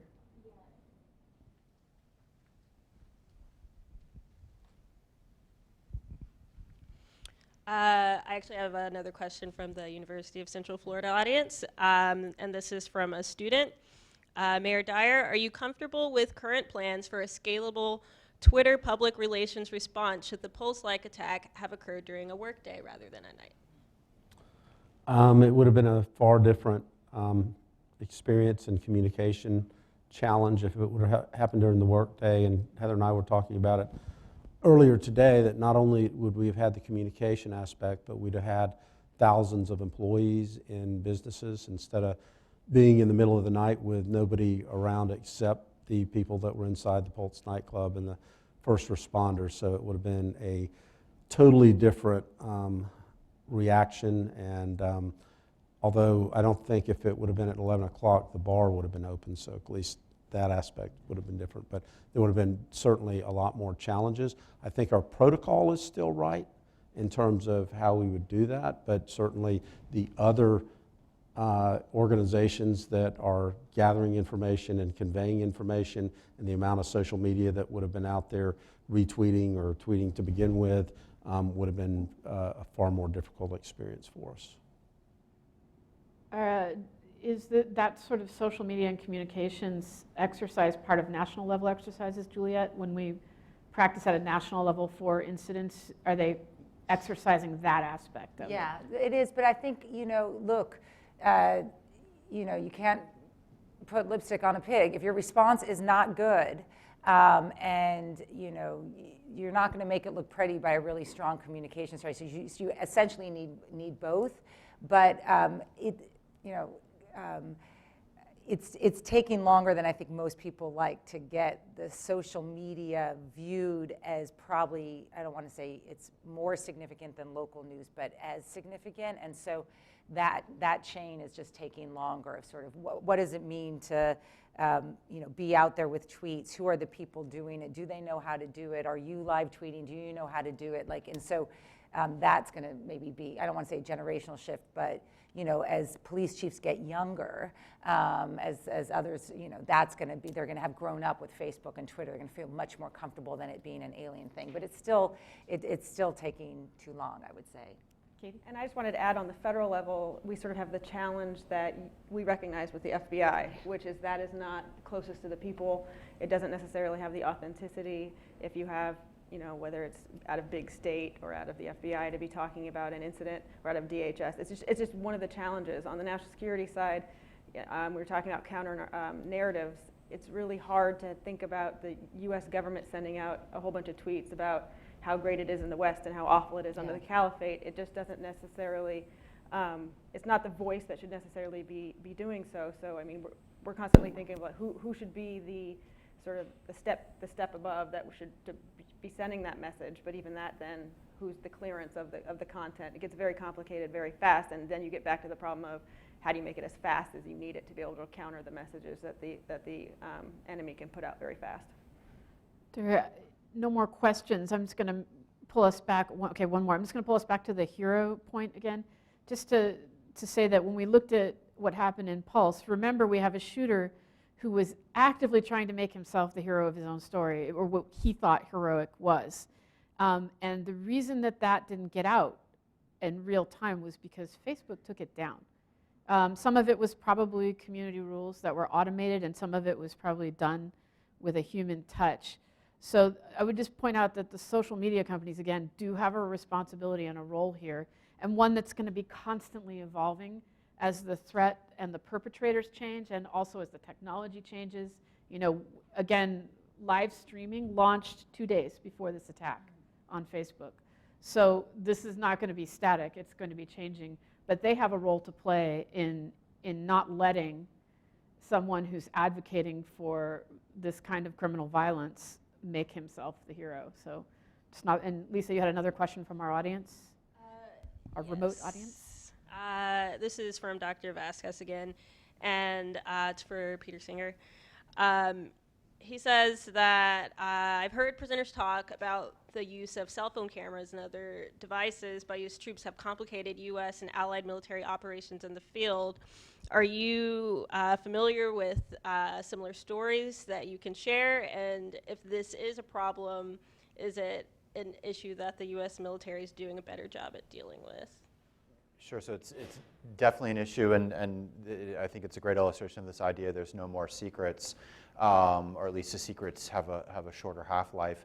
The bin Laden raid. The bin Laden raid was supposed to be the most secretive military operation of the last generation. We all know the famous image of the president watching in the Situation Room live, but simultaneous to it, you had a Pakistani IT consultant living in Abbottabad live tweeting the operation.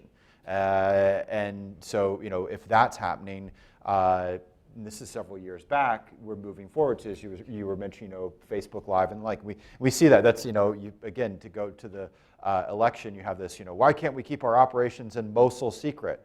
Well, part of why we can't keep it secret is not only that there's massive desert in between, but also everyone from ISIS fighters to our allies are tweeting to, there's a YouTube channel to, they created a hashtag for the operation. When I say they, our allies, I mean, it's just, we're not in the same world.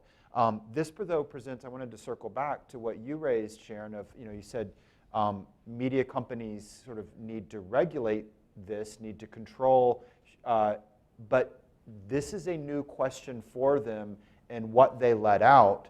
So there are acts of violence that some we would say should not be up, others we would say are newsworthy, and we can have an argument around that. This became an issue, for example, in the police shooting in Minnesota that was, the images of it were put up online. They, by one argument, violated the terms of service because they were violence. It was a killing online. Other people said, no, this needs to be shown because it needs to be part of this national debate on police violence and race relations.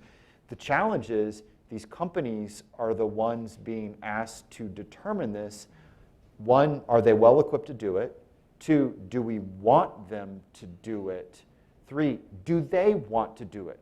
They didn't set out to regulate this world. They set out to create a cool tech, and they feel kind of uncomfortable about it too. And one of the officials we spoke to at one of these companies pointed out that you have some very big companies that have capacity and the interest in figuring out that horrible gray area, what's free in speech and what's dangerous speech, and what do you want to allow on your site and what don't you.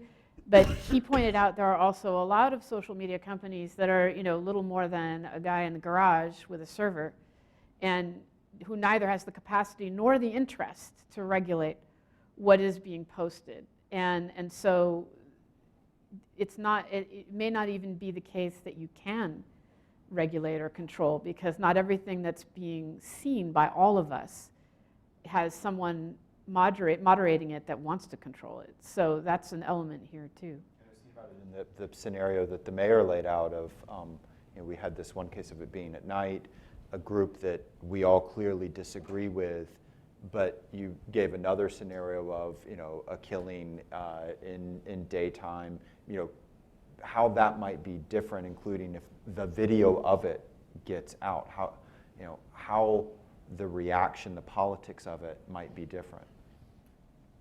Well, we're just about out of time. Katie, Juliet, Mayor Dyer, any last comments for the audience? I just want to thank you for allowing me to participate in this forum and for the work that you've done in that regard related to the Pulse event. Well, thank you all for coming. It was wonderful to get in this conversation with you, and let's give our panel a big round of applause.